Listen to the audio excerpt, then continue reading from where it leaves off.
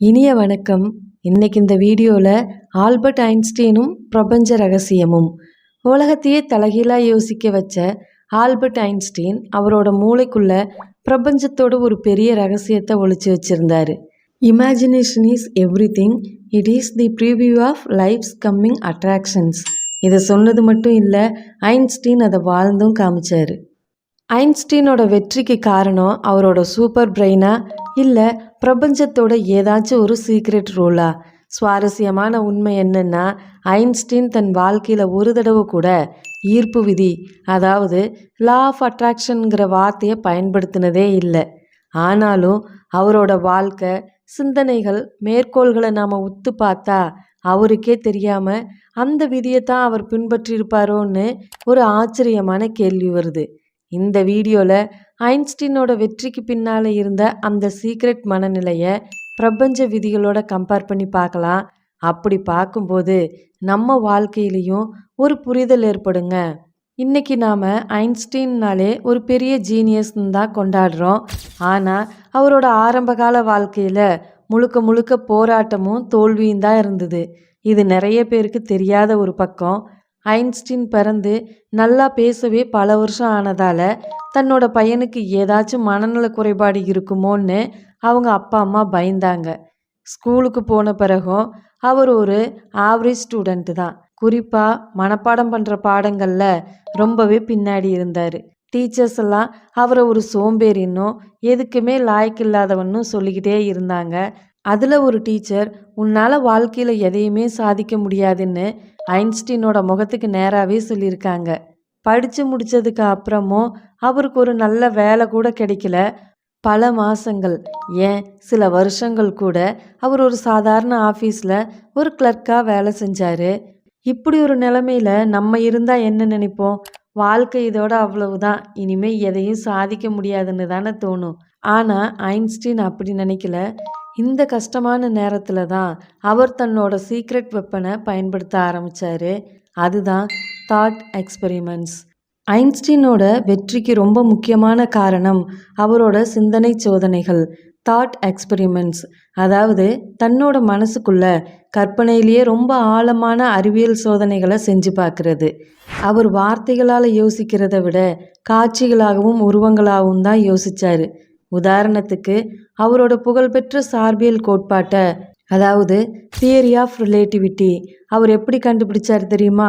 நான் ஒரு light பீமில் travel பண்ணால் இந்த பிரபஞ்சம் எப்படி தெரியும்னு கற்பனை செஞ்சு பார்த்தாரு.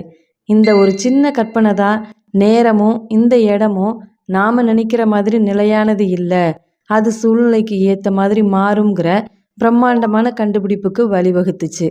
ஓகே ஃப்ரெண்ட்ஸ், இதுக்கும் ஈர்ப்பு விதிக்கும் என்ன சம்மந்தம்னு தானே கேட்குறீங்க? அதையும் தெரிஞ்சுக்கலாம். ஈர்ப்பு விதியோட முதல் கொள்கை என்ன? உங்கள் மனசில் எதை நீங்கள் ஆழமாக தெளிவாக கற்பனை பண்ணுறீங்களோ அதை உங்கள் வாழ்க்கையில் ஈர்க்க முடியும். இதைத்தான் இன்றைக்கும் நாம் விஷுவலைசேஷன்னு சொல்கிறோம். ஐன்ஸ்டீன் செஞ்சது இந்த விஷுவலைசேஷனோட ஒரு சயின்டிஃபிக் ஃபார்ம். அவர் தம் மனசுக்குள்ள ஒரு கோட்பாட்டை வெறும் எண்ணமாக மட்டும் பார்க்கல, அதை ஒரு உயிரோட்டமான காட்சியாக ஒரு சினிமா மாதிரி ஓட விட்டார். அந்த கற்பனையோட பவர் தான் பிரபஞ்சத்தோட உண்மையான இயற்பியல் விதிகளை அவருக்கு வெளிப்படுத்தி இருக்கு. இந்த இடத்துல தான் நாம் ஒன்று கவனிக்கணும். ஐன்ஸ்டீனோட தாட் எக்ஸ்பெரிமெண்ட்ஸ் சும்மா பகல் கனவு கிடையாதுங்க. அது ரொம்ப சிவியரான அறிவியல் கேள்விகளையும் லாஜிக்கையும் பேஸாக வச்சுருந்தது. ஆனாலும் அதோட பேஸ் ஒன்று தான், மனசில் ஒன்றை உருவாக்குறது, அப்புறம் அதை நிஜத்தில் கொண்டு வர்றது.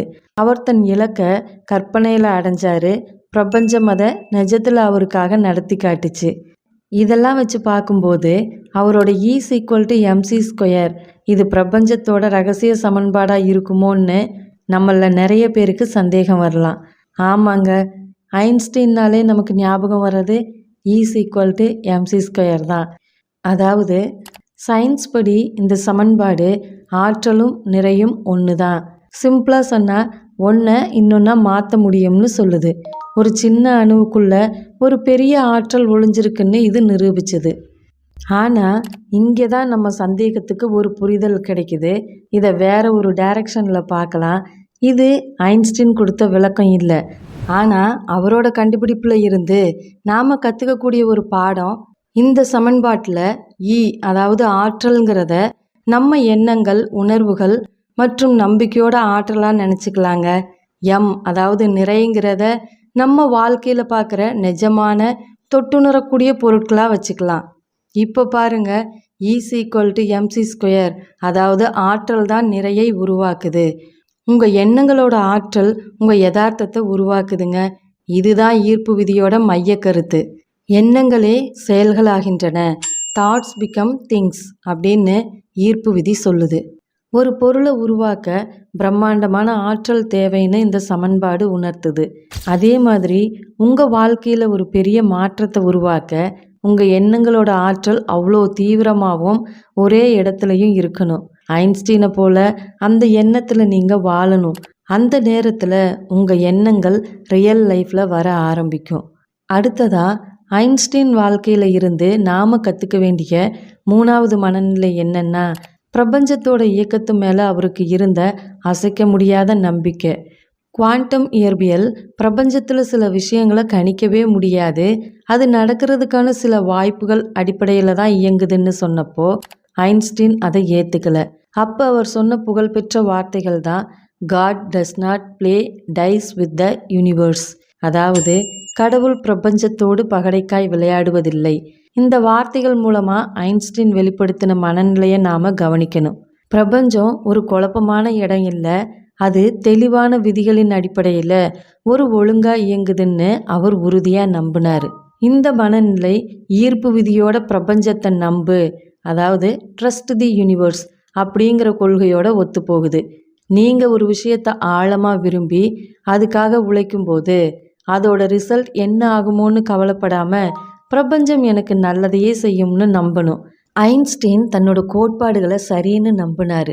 அதுக்கான ஆதாரம் உடனே கிடைக்காதப்பவும் பிரபஞ்சத்தோட விதிகள் என்னைக்கும் பொய் சொல்லாதுன்னு அவர் திரும்ப திரும்ப நம்பினார்.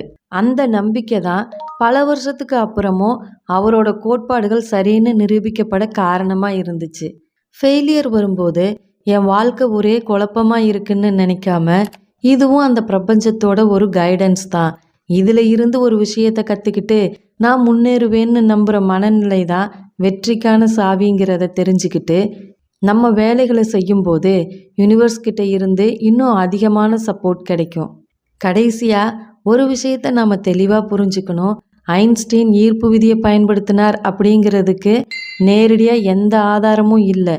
அதே மாதிரி அவர் எந்த ஒரு ஆன்மீக கொள்கைகளை பற்றி பேசுனதும் இல்லை. ஆனால் வெற்றி பெற்ற பெரிய மனிதர்களோட வாழ்க்கை முறையும் ஈர்ப்பு விதி சொல்கிற மனநிலை கொள்கையும் கம்பேர் பண்ணி பார்த்தா அதுக்கு நடுவில் இருக்கிற சில ஒற்றுமைகளை நம்மால் மறுக்க முடியாது. அதை பற்றின சில டிப்ஸையும் இப்போ தெரிஞ்சுக்கலாம்.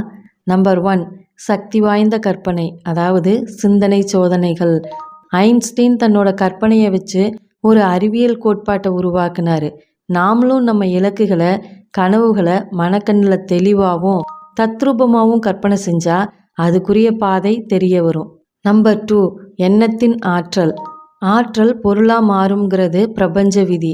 நம்ம எண்ணங்களோட ஆற்றலை ஒருமுகப்படுத்தி தீவிரமாக்கும் போது அது நம்ம யதார்த்தத்தை உருவாக்குற சக்தியாக மாறுங்கிறத நாம் உணர முடியும். 3வதா செயல்முறையின் மீது நம்பிக்கை. பிரபஞ்சத்தோட ஒழுங்கு, the order of the universe மேலே ஐன்ஸ்டீன் நம்பிக்கை வச்சுருந்தார். நாமும் நம்ம உழைப்பு மேலேயும் வாழ்க்கையோட செயல்முறை மேலேயும் நம்பிக்கை வைக்கணும். ஒவ்வொரு சவாலும் ஒரு பாடம்னு புரிஞ்சுக்கணும். ஐன்ஸ்டீனோட வாழ்க்கை நமக்கு உணர்த்துறது இதுதான். உங்கள் வெளிச்சூழல் எப்படி இருந்தாலும் உங்கள் உள் உலகத்தை, உங்கள் சிந்தனையை, கற்பனையை, நம்பிக்கையை நீங்கள் கட்டுப்படுத்தினா பிரபஞ்சத்தோட விதிகளையே உங்களுக்கு சாதகமாக மாற்றிக்க முடியும். ஃப்ரெண்ட்ஸ், ஐன்ஸ்டீனோட இந்த ரகசிய மனநிலையை உங்கள் வாழ்க்கையிலையும் செயல்படுத்த நீங்கள் தயாரா? உங்கள் எண்ணங்களோட ஆற்றலை பயன்படுத்தி உங்கள் கனவுகளை நிஜமாக்க விரும்புனா இந்த வீடியோவுக்கு ஒரு லைக் போடுங்க. உங்கள் ஃப்ரெண்ட்ஸுக்கும் ஷேர் பண்ணுங்கள். ஏன்னா ஒரு நல்ல சிந்தனை பகிரப்படும் போது அதோட ஆற்றல் பல மடங்கு அதிகமாகும். இது மாதிரி சிந்தனையை தூண்டுற வீடியோக்களை தவறாமல் பார்க்க எங்கள் வைட்டல் வைப்ஸ் வளருங்கிற சேனலுக்கு சப்ஸ்கிரைப் பண்ணுங்கள். கடைசியாக ஐன்ஸ்டீனோட இன்னொரு மேற்கோளோட முடிக்கலாம். தர்க்கம் உங்களை ஏ என்ற புள்ளியிலிருந்து பி என்ற புள்ளிக்கு அழைத்து செல்லும். கற்பனையோ உங்களை எல்லா இடங்களுக்கும் அழைத்து செல்லும். உங்கள் தர்க்க ரீதியான அறிவோட உங்கள் கற்பனையோட எல்லையில்லாத சக்தியையும் சேர்த்து பாருங்க. ஐன்ஸ்டீன் திறந்து வச்ச பிரபஞ்ச ரகசியங்களோட கதவு உங்களுக்காகவும் திறக்கப்படலாம். அடுத்த வீடியோவில் சந்திப்போம். அதுவரை சிந்திச்சுக்கிட்டே இருங்க, கற்பனை செஞ்சுக்கிட்டும் இருங்க. வெற்றி நிச்சயம், எல்லாம் சாத்தியமே. நன்றி.